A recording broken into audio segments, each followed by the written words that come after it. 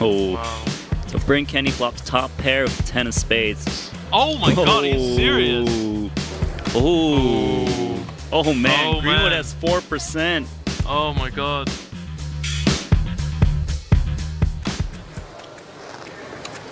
Like 39,000. Chow of ace jack. 39. It's a marginal hand. They do have a decent amount of chips behind, so he might feel like maybe he can see a flop. Mm-hmm. So he's going to make the call. Oh. Wow. So Bryn Kenney flops top pair with 10 of spades. Chow with top 2 pair. Kenny only doesn't have that much chips behind in a bloated pot. It's going to be hard for him to get away from this. This is a really good flop for Kenny, because Yeah. he's likely going to discount ace-queen and ace-king from his opponent's range. So Kenny going to play a little bit passive here. Chow needs to bet this flop. There's 3 spades on the board. Oh my god, he's going to get it big, so he's going to bet it big, so I don't think we're going to see anything else here then. 75. Yeah, Kenny because going for this. with a hand like Bryn Kenny's, he could have the best hand. Yeah. Yeah, he's just going to shove all Yeah, in. he's going to go all in. Oh my god, and a huge spot developing here. All in and call. Oh man, here comes a turn card. It's a 3. Kenny at risk, needs a spade. It's a 4. Not going to do it. Bryn Kenny eliminated in 7th place. I mean, he made an aggressive play pre-flop. His opponent correctly called. Did not fold the ace-jack. Flop 2 pair. Game over. So here you can see that it can just out. I think this is going to be the one for Ido. Really, really strong hand. 12 big blinds. He can't wait for 2 players to bust. He needs to try to chip up and survive. Call. Call. Wow, insta call there. We don't even know the cards yet. Looks like a pocket pair, pocket 7s. This is a coin flip. Ace, ace, 3. That's not good for Sergio Aido. Needs a jack or a 10. 5. He's dead to a jack or a 10. Can Sergio get there? Deuce Doesn't on do it. river. He's out. Wow, 6th place finisher. Sergio Ido going home empty-handed. 45,000. So Chow here with pocket 7s. Love to see that. That re-raise in front of you makes it easier for you to play your hand. Yeah. Wow. He looks like he wants to put some chips in. Yeah. Chow's a bit of a wild card in this situation. Also, Chow is going to come along here. Pocket 7s. 1-7 is dead. Peters, though, when he sees his bet and a call, he's got king jack offsuit. It's not a great hand, so he's still going to lay it down despite the price. Good discipline there from Peters. This is super interesting because if this comes ace high, then Chow might find a spot to do something. Oh man. Oh wow, the worst flop imaginable for queens. Is he the type of guy who might cold call ace king pre-flop? He might. He doesn't know. Ace queen, jacks, 10s. He's going to check. Pocket 7s for Chow. He's got to be a bit worried at Greenwood. Might have a big hand, but Nope. he knows. He just knows man. Greenwood has the queens or jacks. Wow, great bet sizing as well. Just You got to respect this play from Chow. yeah. It does look like queens and jacks. It is queens. Oh, wow. Greenwood's going to make the call. Oh my god, I can't wait to see how this hand plays out. That is a sick call. Queens, Yeah. there's 2 overs. Greenwood's saving grace might be here that he could be slow playing. 3 of diamonds. Both players with no diamond. Both players have really bad hands for this board texture. Somehow have 189,000 in the middle on the money bubble. Can Chow find another bet? Man, I can't wait to see what's gonna happen here. His opponent only has 123,000 remaining. So Chow's gonna check. Her card's a jack. So actually, both of these guys kind of look like they might have pocket jacks, so they can really represent a big hand. Greenwood, thinking about, should he consider taking the lead here? He might expect his opponent to bet the turn if he had a big hand. Yeah. This might be a little bit of that posturing that we see, that people want to pretend like they have a really strong check. Don't do it too fast, too quickly. Oh my god, I can't wait to see what Chow's going to do. I really can't fault him for giving up here, but if he does manage to find a bet, that would be absolutely incredible. So Chow needs to think, man, so this guy 3-bet, check calls a flop, checks the turn, doesn't want to bet the river. You would think that if Greenwood had aces, kings, or ace-king, from Chow's point of view, like he would want to bet by now. He's taking passive line. Chow. Wow! Chow. Oh my god. I love watching this guy play. Oh my Quick god. lay down. What a bluff. That is incredible. That is balls of steel right there. This is Chow. So Chidwick checking 5s from the big blinds. Oh, that's a straight. That's a 5-card hand for Chow. He immediately checks it.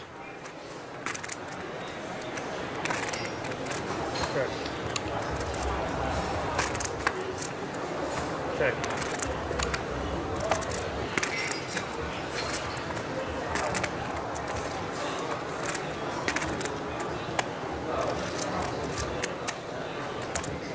Six up.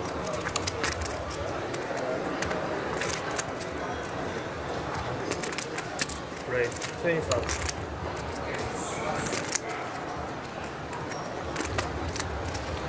He's gonna check raise the turn here. Chidwick, I think, just wanted to deny some jack highs or a hand like 8-9.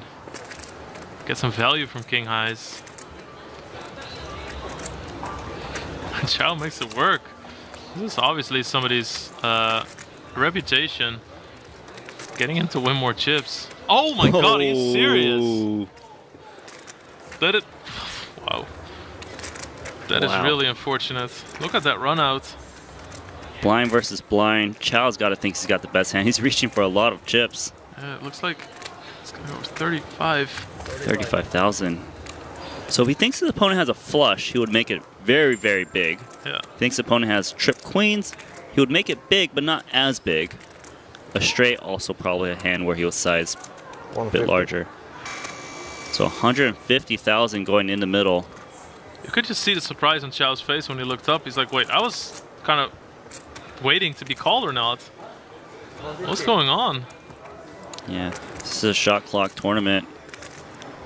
Man, if he can get away from this hand, that would be really sick. Yeah, I will not fault him for calling here. You have a straight. It's blind versus blind. Against an aggressive player. He's not convinced yet. Another time bank chip. That's 2 down. He's got the chips in one hand, the cards another. Oh, which one's going in the middle? Folds. Whoa! Did he just open fold that? Folds it face up. You see a little smile from Chidwick. See, and this is the moment where something sick could happen. Greenwood got that kind of defending hand, King 9 suited. I wouldn't fault him to try to steal flop here. Yeah, he's been defending with worse, so. Yeah, I feel bad for Greenwood because he just keeps getting marginal hands.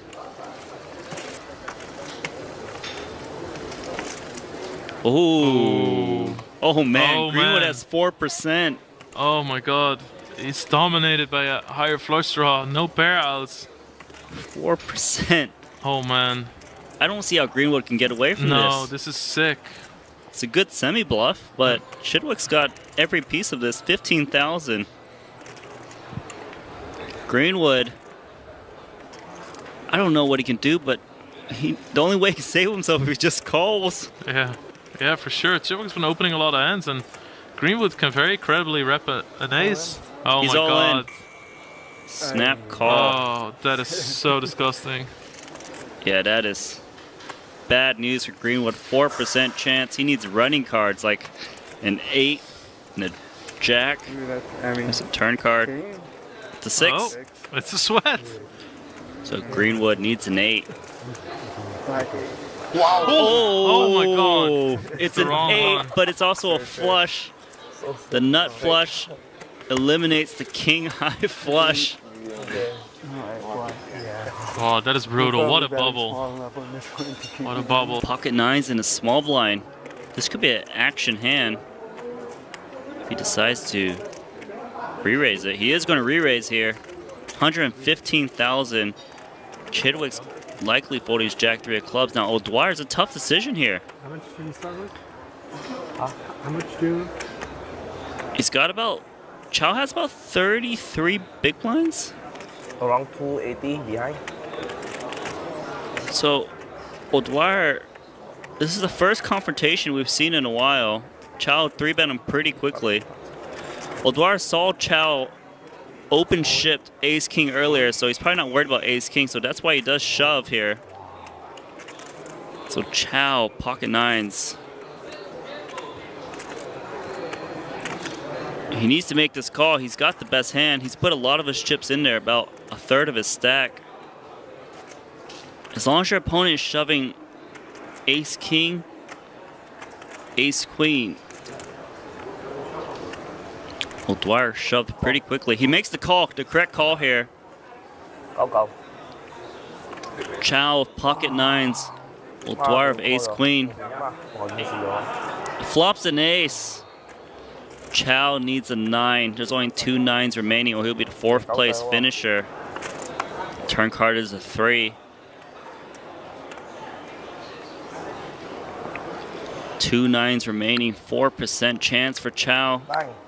Rivers a 4. Chow's eliminated in 4th place. He is going to take down $250,000 USD. Really a true poker battle right now. Old Dwire pocket 4s on the button.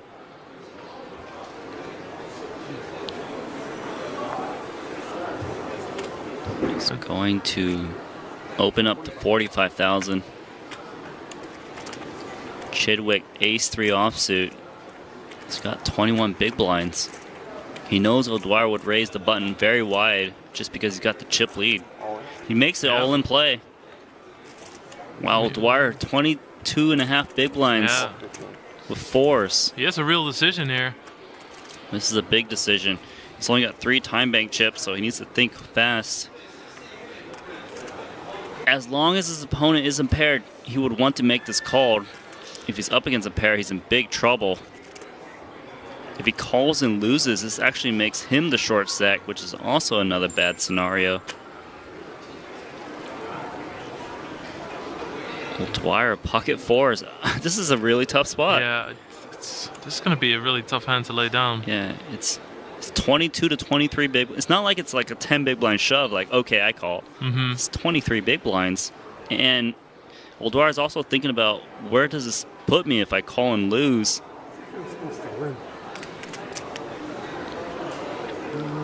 This is a big defining moment in this tournament. Yeah, little does he know this is one of the best situations possible for him with pocket 4s. It's 3s, deuces, ace, deuce, ace, 3, ace, 4. Yeah, a lot of times Dwire is probably not even thinking about, oh, am I dominating him? But he is. It's a very rare scenario. Yeah. He's probably thinking, does Chidwick shove ace, deuce, and ace 3 sometimes? Because if he does, he should be making his call. Nice call. He does. Wow, nice call. Pocket 4s versus ace 3 offsuit. 70% chance for Steve Dwire to knock out Steven Chidwick. Chidwick's been playing excellent all tournament, now at risk. Here comes a flop. No help. Needs to catch that ace. 3 left in the deck. This could mean a $375,000 difference in prize money. Yeah, this is double 3rd place. One more card to go. Here comes the river card. There's a queen. Chidwick's out. Chidwick out in 3rd. Wow. He gets $372,000 for 3rd place. Yeah, very well played. I do think that shoving all in of ace deuce makes the most sense here, because say you raise and your opponent calls. Wow. Oh, he does check. I was going to say that it's not an easy hand to play post flop if you don't flop a piece. You're out of position. Well, this is a good flop though. Especially because Deep Peters has a good potential. Now remember how I was saying, when you check the big blind, they don't put you on an ace. He actually has an ace in this spot, so old Dwire here can really get sneaky. This check call looks like a deuce, possibly a jack. King eyes. Yeah. Turn is a 10.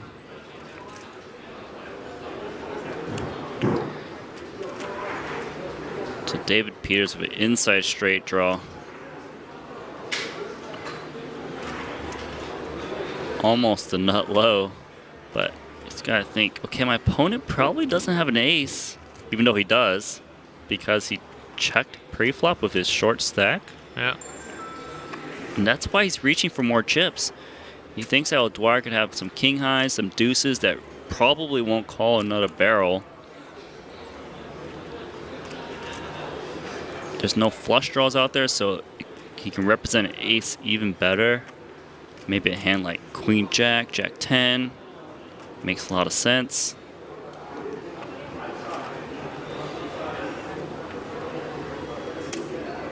Well, Dwire just calls again. I like it. Don't want to blow your opponent off of such a weak draw. River card's a queen.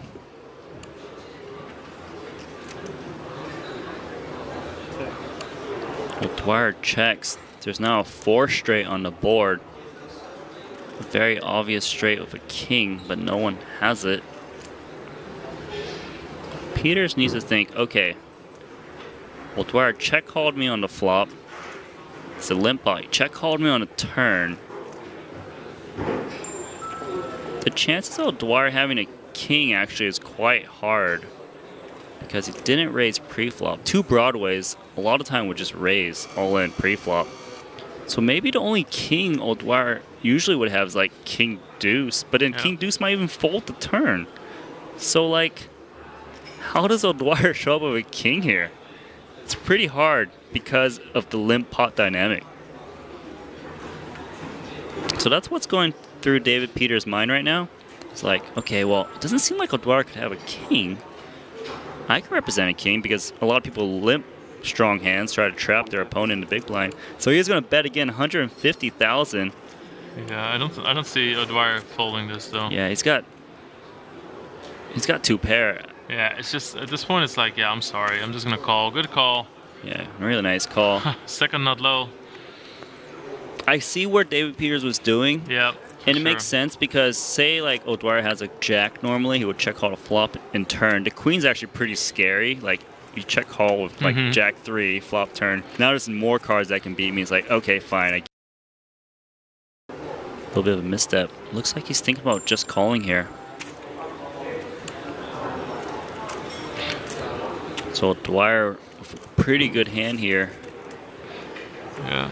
It's pretty surprising to me because even though you dominate a lot of hands or do well against them, oh, wow, what an action flop this is. Yeah, super action. So Peters picks up an open-ended straight draw. Well, Dwire picks up a double gutter. Could hit a queen or an 8 to make a straight. A lot of card sharing right now. There's already 380,000 chips in his pot. He starts with a check. Steve Dwire here, limp called pre-flop, checks back to flop. Wow. This could have been an action flop. Yeah. So it turns a 5. Brings a backdoor flush draw that neither player has. It's really even right now in stacks too. So Peters, he bloated his pot pre-flop. He might feel like he should take a stab at some point with just queen 8 high. Yeah, also the problem with checking is, are you going to check call at this point, you know? Yeah, if you're going to check call, it's just better to bet yourself to give yourself a chance to move your opponent off of a hand. And of course, if you get called, it's a semi-bluff, so you can still hit your hand. You only have 16% chance to win.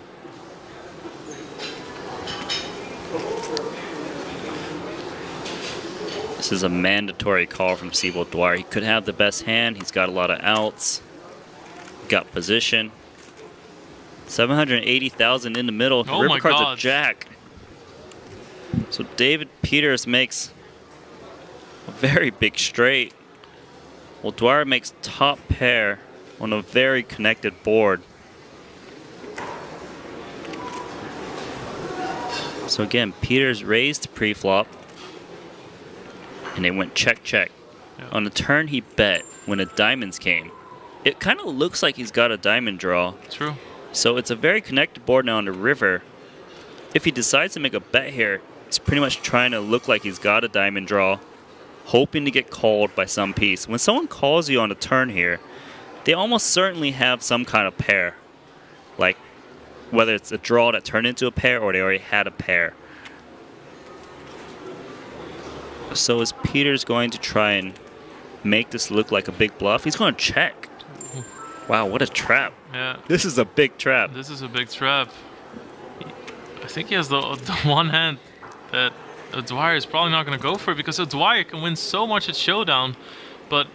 Wow, so Dwire, he's reaching for chips. He probably thinks, well, if Peters had a big hand, he probably would have bet himself. That's not true because he's checked. Dwire probably thinking, I look like I have... maybe I can look like I have missed diamonds myself. Yeah. Value bet against like a 10x, 9x or something. It's interesting. And this is a shot clock tournament. Well, Dwire is almost out of shot clock, so he needs to figure out a plan quickly.